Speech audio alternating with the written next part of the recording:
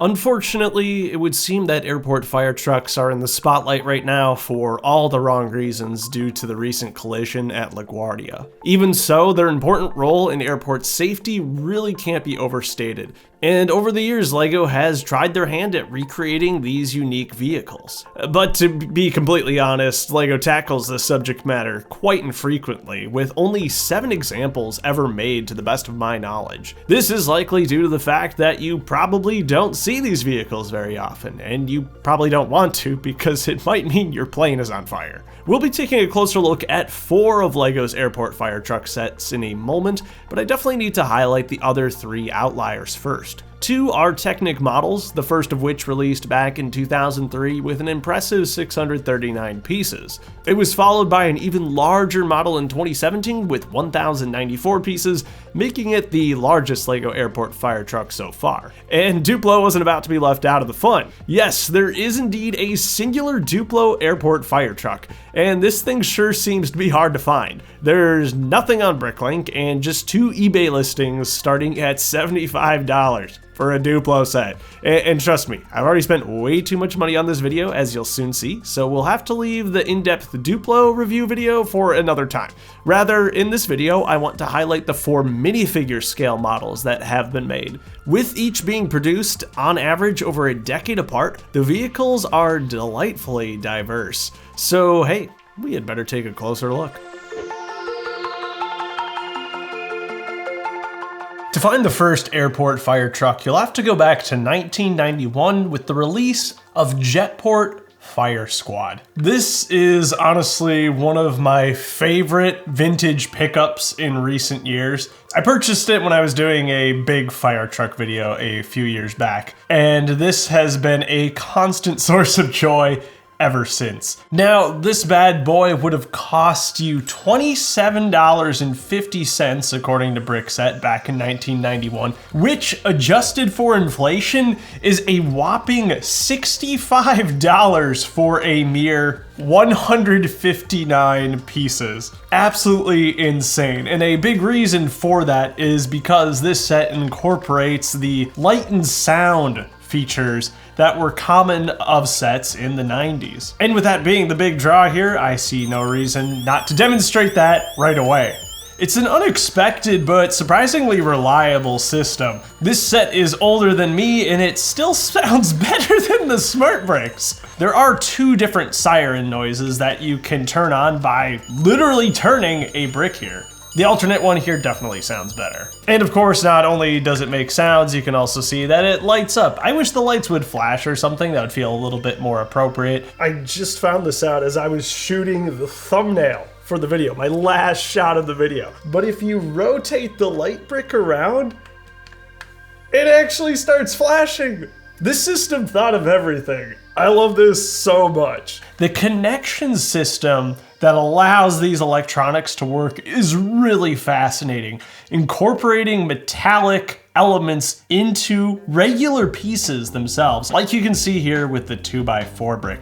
That allows them to carry the current without the need for wires. It's a really intuitive system, and frankly, it's genius. But obviously, consumers paid dearly for it. Can you imagine paying $65 for this? If this was Star Wars, that would be pretty standard fare. But this was Town, the LEGO city of its time, the most basic of themes. All that said, I adore this set. And a lot of that comes down to the sticker decals. I really love this vintage airport design. In fact, this set has a sister set, or perhaps more appropriately, a big brother set.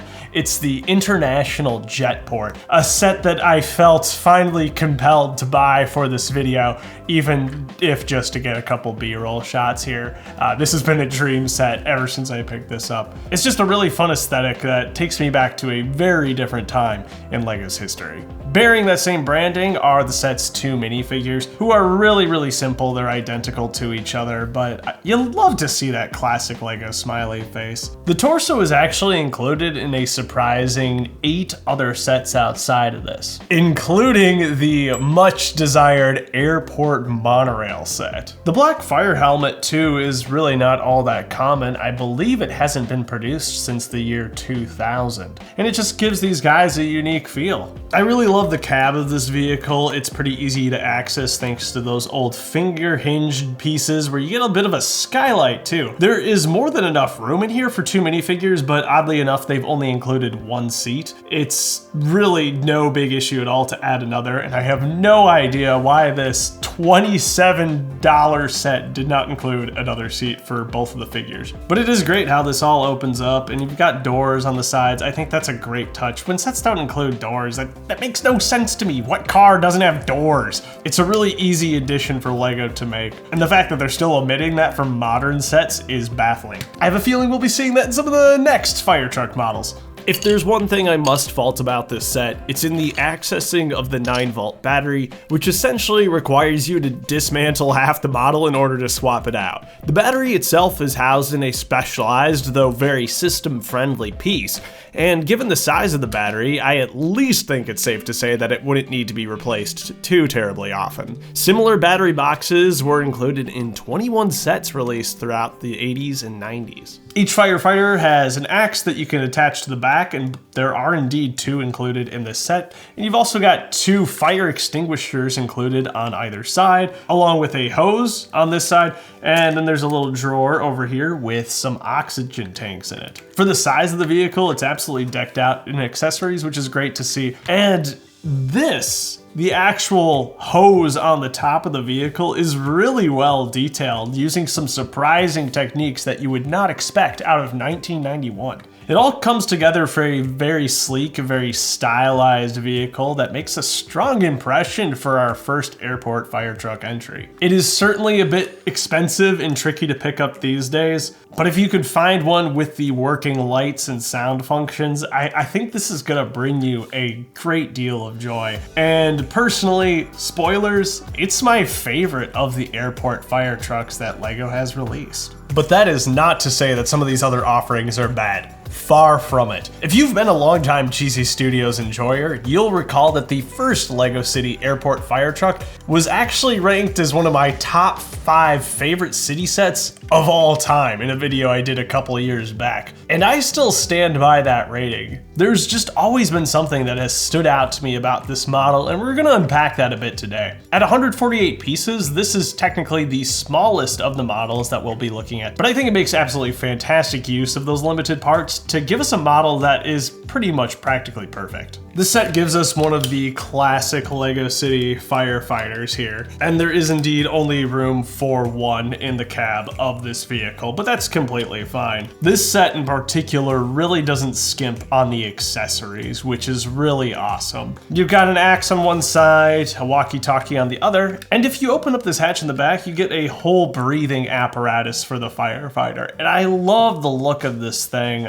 on the minifigure. There's just some genius part design going on here, fitting the classic Lego Space air tanks into this new firefighting helmet. It all comes together so seamlessly. The parts are designed to interlock with each other. Perfect part design. But that's not it. In these compartments at the rear of the vehicle, you'll find a hammer on one side, and then on the other, you'll find a fire extinguisher. More accessories than our minifigure can reasonably fit in his hands, which I think is awesome. Oodles of accessories is such an easy way to win at least me over with a Lego set. That's why Adventurer stands out to me as one of Lego's greatest themes, because they never skimped on the accessories. There was always so much for your minifigures to do. They made for just really engaging toys. And let's face it, even as adults, these pieces are just cool to have. And even with all that cool stuff, I think this set has one last really fun surprise that makes it stand out from all the other fire trucks that we're going to look at today,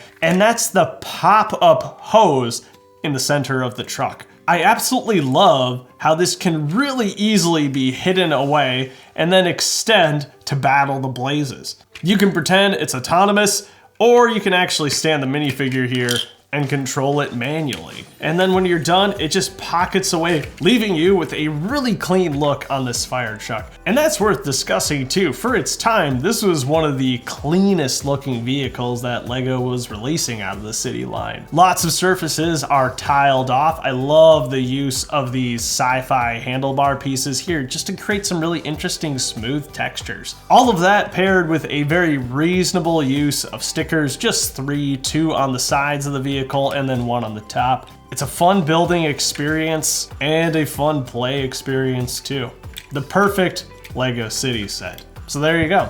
Let's see what LEGO City has been cooking up in more recent years. It would be 8 more years before LEGO would release another minifigure scale airport fire truck. This model dropped in 2014 and certainly flew right under my radar. I don't think I had any idea this set existed. 2014 was about as close as I would get to my dark age, and you can rest assured that LEGO City was definitely the last thing on my mind. This set in some ways is certainly quite the upgrade from the 2006 model. It has over twice as many parts, and the size reflects that. This new model could eat the previous one for breakfast. It adopts the 8 stud wide chassis versus the 2006 model's 6 stud wide. And once again, we get 2 minifigures here, and because of the 8 stud chassis, they can actually sit side by side here in the cab. If we take a closer look at the figures, you can see that there certainly have been some upgrades since 2006 in LEGO City, chief amongst them being the printed legs that seem to come standard with LEGO firefighters these days.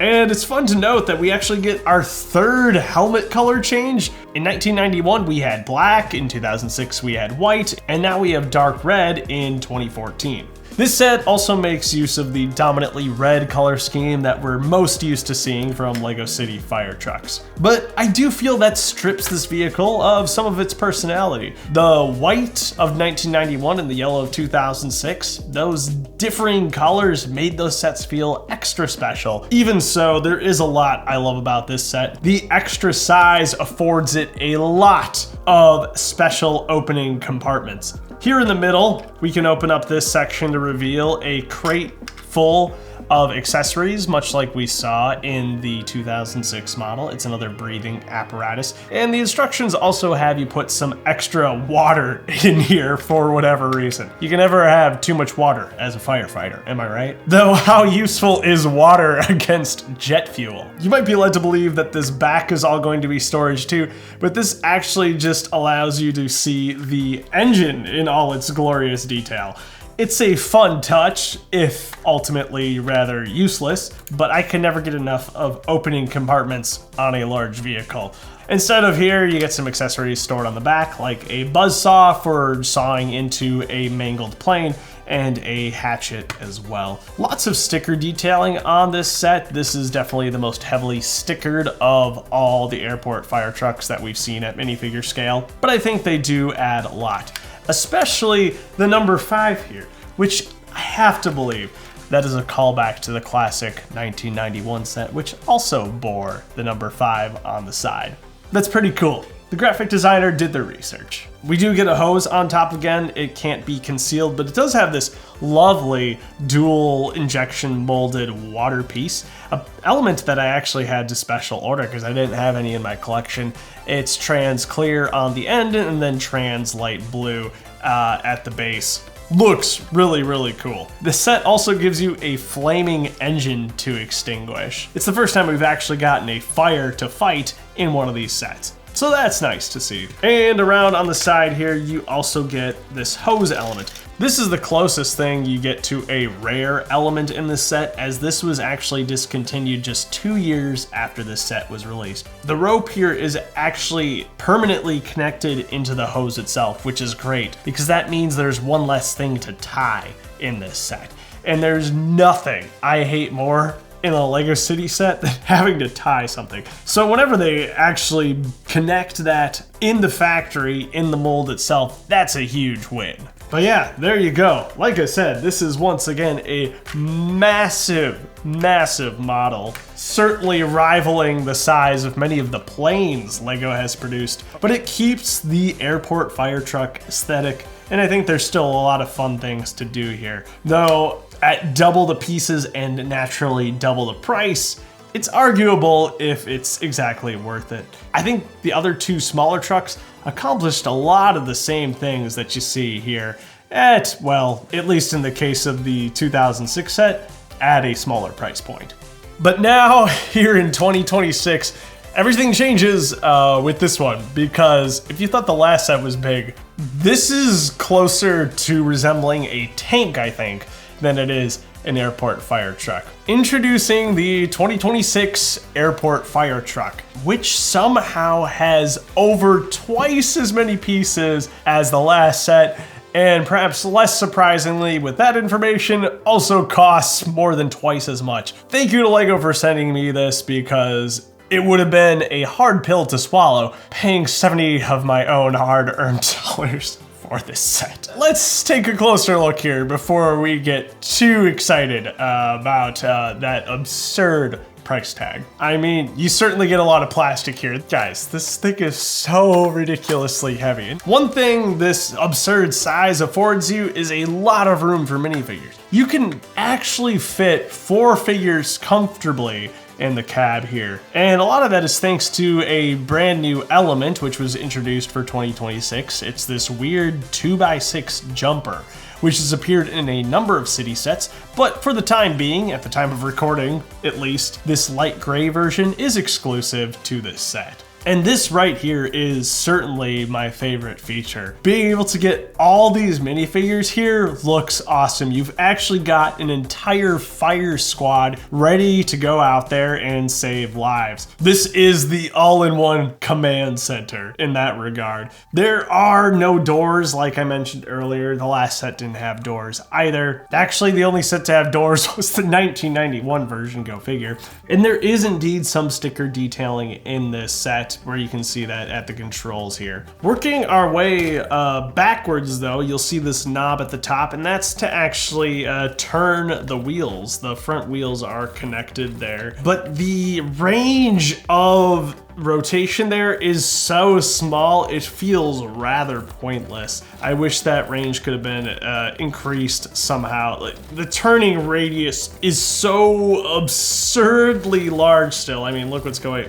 Maybe it'll be better if I do this head on, but that's about the extent of the turning action that can happen, and it's just not that impressive. I don't think this function was quite worth the space that this ate up. Atop that, you'll find the actual tower hose here. This isn't perfect. It's not like the 2006 that actually dropped away, but it is nice and it can be really easily posed. And you've got one of those spring-loaded shooters at the top, which I accidentally fired off when picking up the model to put it on the table here. But never fear, because there are more included in the sides here. But this is baffling to me. What an absurd use of this beautiful space, one singular projectile. And don't you worry, that is repeated on the other side. Imagine if these compartments were rather filled with gear for the firefighters. That would be way cooler and so much more fun. These are 12 stud long sections, and all they could think to fit in there were these projectiles for the top. It's a little underwhelming. My favorite thing about some of the previous sets was the amount of accessories that they included. And think, at the size of this thing, how many accessories you could fit in that space. It's a lot. For size comparison, let's bring in the other truck. Notably, I guess this one isn't so much longer, but it is certainly more densely detailed. Bear in mind, right, that this has more than double the parts of the 2014 model. And a lot of that goes into the detailing. There are still sticker details in this set, but there are printed elements too. Both of the 2x2 tiles you see here are exclusive prints to this set. And going further back yet, you'll see we've got the implied water tanks of the vehicle. And then we've got this really nice grille section, a relatively new element that I remember being introduced last year or a couple years ago as the chain link fence around one of the police stations they did. This gives you, once again, a view of the engine. And if that's not enough, you can actually lift up the hatchback here to see a really well brick-built, detailed engine.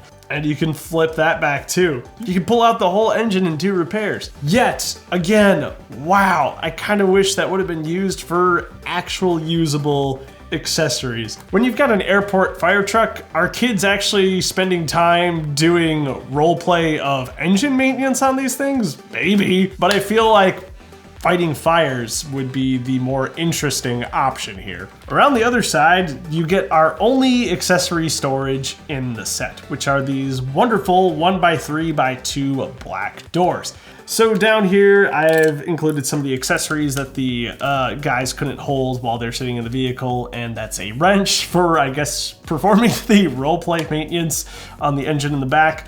And then you've also got a tablet for keeping track of whatever it is firefighters need to keep track of in the downtime.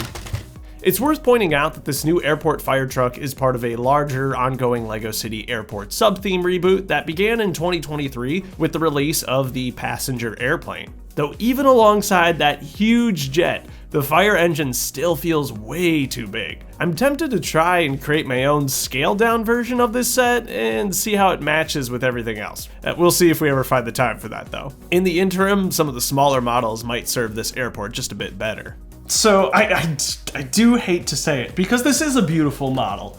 It's really well detailed, and I love that a lot of the detailing is brick built, but this has to be my least favorite of the minifigure scale airport fire trucks. It's completely oversized and overpriced for what it needs to be. You can accomplish almost everything that this set accomplished in a set a fraction of the size. The only advantage that I see out of making a set this size is the ability to fit literally an entire army of firefighters into the vehicle. The rest of the space, unfortunately, is just really poorly utilized, when this could have been the most epic airport fire truck of all time.